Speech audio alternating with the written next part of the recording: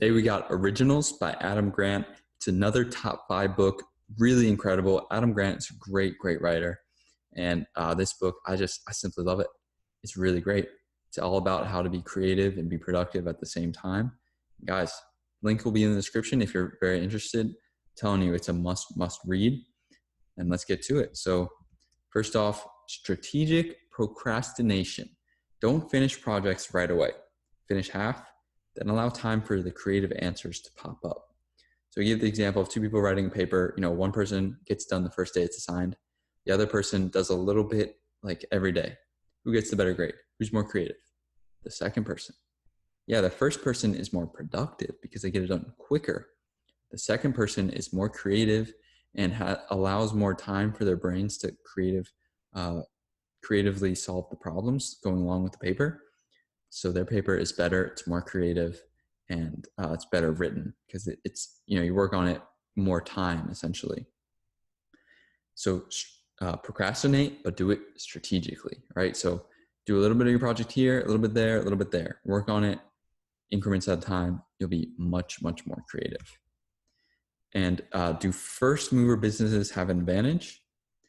Most people would say yes.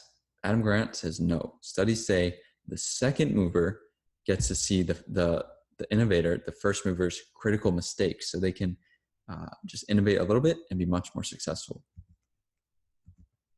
And then, so if you're ever pitching to investors, if you're an entrepreneur and you're pitching to your investors, highlight the reasons not to invest. Sounds counterintuitive, but it puts the investors in a problem-solving attitude, right? They'll come up with solutions in their head. Oh, well, it's not that bad. We can solve that.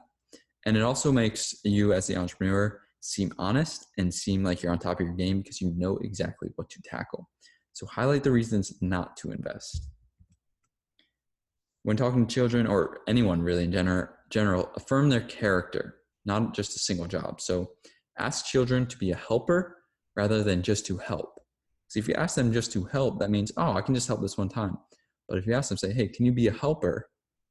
That means with everything else, then they'll be much more likely to help because they identify as a helper. Youngest children are the most risky as they're raised by adults, but they're also raised by older siblings who are just a few years older than them. So they're kind of raised by kids too. And I'm the youngest in my family. I have 2 older sisters, so I can definitely attest to this. I am the most risky. I like it that way. And then you got the double-edged sword of experience. So sometimes seeing problems from the beginner's mindset makes all the difference because when you're so deep in your field, you're the best that there is, that comes with limitations because you have a set way of doing things, you know the limitations and the possibilities. And when somebody else comes in, they have no idea of what's possible and what's impossible. So they'll throw random ideas out that will actually solve the impossibilities, whereas the expert knows that's not possible. He's been trained or she's been trained to think that way the whole time when the beginner could come in and has no limits on their thinking. And the power of negative thinking. So write down everything that can go wrong and then make a plan to safeguard yourself, right? So don't just say positive thinking, oh, it's going to work out, it's going to work out. No, actually, there's a power in negative thinking where you write down everything that can go wrong and then you make that plan to say, okay, this could go wrong, so I'm going to do that. To safeguard, this can go wrong, so I'm going to do that. Makes your plan much more foolproof. And there was an experiment with a sign in a hospital bathroom. So it said, hand hygiene prevents you from getting sick. And then they A/B tested it with hand hygiene prevents patients from getting sick. When patients was in the wording rather than you, the sign was much more effective. And how do you start a revolution? You convince people to take one small step, and then another, and then another, then another. You don't start out with this huge thing. Just convince them to take one small step.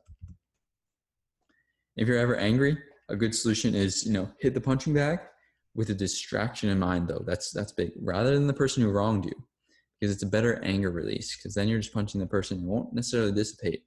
I don't actually understand it that much. He explains it way better in the book. That's why you need to get it. It's in the description, but very interesting thing. And then this, I love this.